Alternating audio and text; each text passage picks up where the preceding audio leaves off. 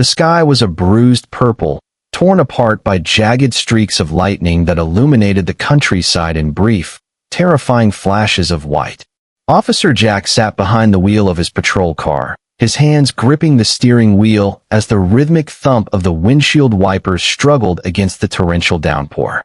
He had spent 25 years on the force, a man hardened by the grim realities of the streets, and lately, the silence of his empty apartment felt like a heavy shroud. He had become a man of routine, a soul drifting through the motions of a life that seemed to lack a clear purpose. As a massive thunderclap shook the very foundation of the road, a small, shivering figure suddenly darted into the middle of the asphalt, his arms waving frantically in the glare of the high beams. It was a young boy, no more than 7 years old, soaked to the bone and wearing a t-shirt that was far too thin for the freezing wind. Jack slammed on the brakes, his heart leaping into his throat as he realized how close he had come to a tragedy. Jack opened the heavy door, the wind howling around him as he stepped out into the chaotic night. He reached the boy in 2 long strides, kneeling down in the mud to catch the child before he collapsed from exhaustion. The boy, whose name was Tim, grabbed Jack's collar with a desperate strength, his small face a mask of mud, tears, and raw terror. Between the booming cracks of thunder, Tim managed to scream that his mother was trapped. They had been living in an abandoned warehouse on the edge of the industrial district, a place the world had forgotten.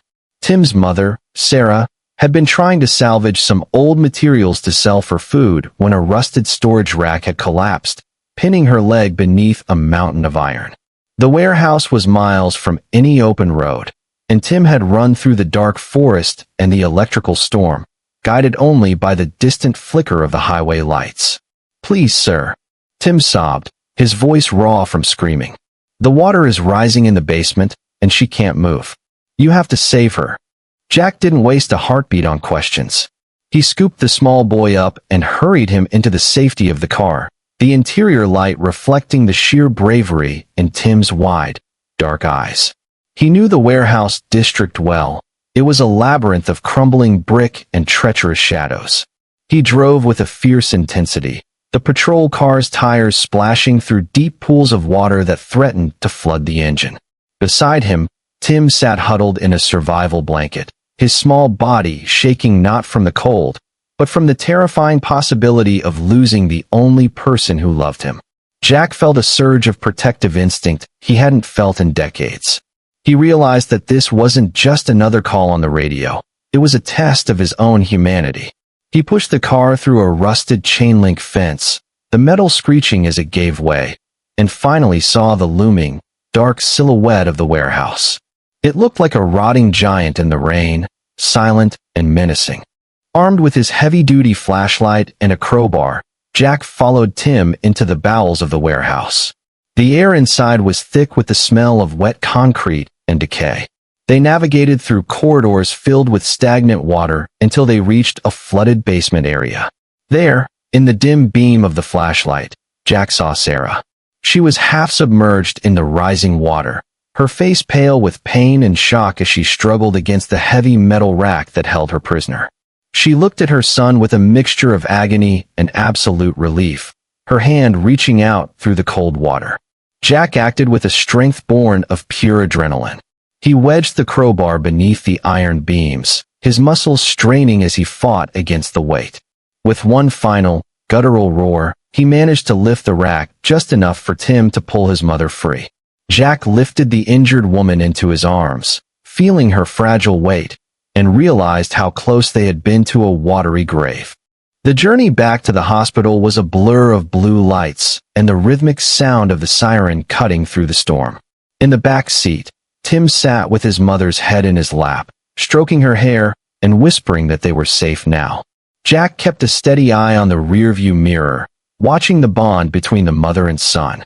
He learned that Sarah had been working multiple unofficial jobs to keep Tim in school, living in the shadows because they had nowhere else to go.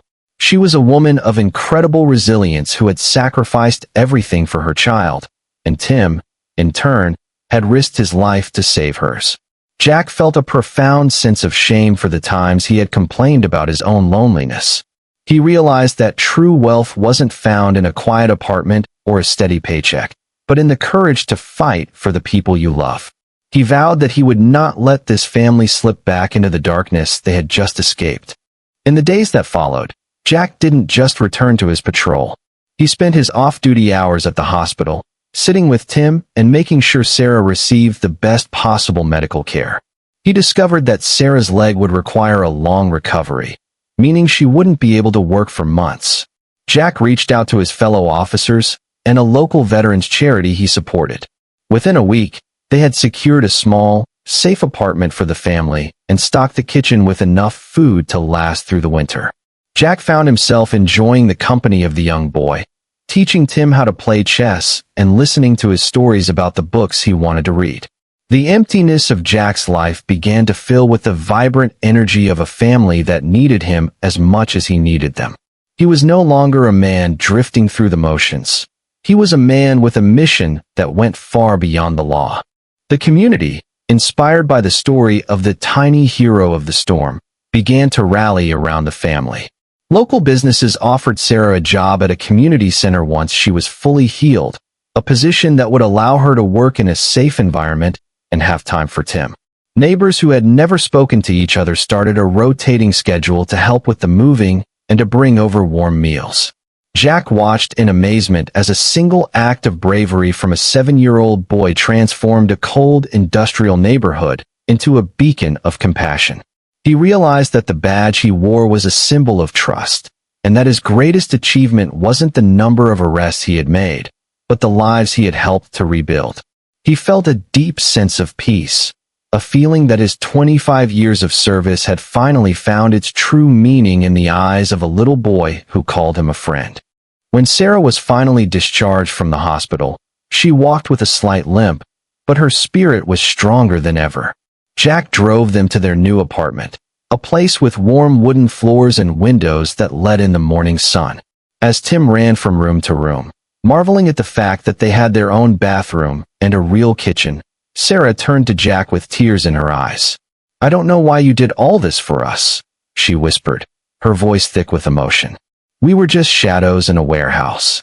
Jack took her hand, his own rough palm a stark contrast to her delicate one. "You weren't shadows, Sarah," he replied softly. "You were a reminder of what it means to be a human being. Your son taught me that heroes don't always wear uniforms. Sometimes, they just have enough love to run through a storm. You gave me back my heart, and that's a debt I can never fully repay." Jack didn't retire into the solitude he had once planned. Instead, he stayed on the force for a few more years, serving as a mentor to younger officers and focusing on community outreach. He spent his weekends at Sarah and Tim's apartment, helping Tim with his homework and sharing Sunday dinners that were filled with laughter and stories. He became the father figure Tim had never had and the steady anchor Sarah needed to rebuild her life. The warehouse where they had first met was eventually torn down and replaced by a community park, a place where children could play without fear. Jack often sat on a bench there, watching the sunlight play on the leaves, and remembered the night the world almost ended. He realized that the most beautiful things in life are often born out of the most terrifying storms, provided someone is brave enough to keep walking. The final scene of the story finds Jack, now a retired man with a gray beard and a warm smile, sitting at Tim's high school graduation. Tim, now a tall and confident young man, stands on the stage as the valedictorian, his eyes searching the crowd until they land on Jack and Sarah. He gives them a subtle, grateful nod, a silent acknowledgement of the night that changed everything.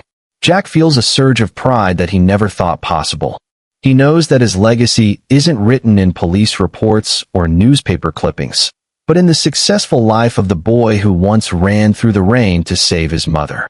As the sun sets over the stadium, casting a golden light over the happy families, Jack closes his eyes and breathes in the sweet, clear air.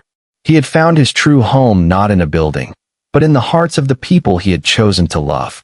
The tiny hero had grown up, and the old officer had finally found his peace.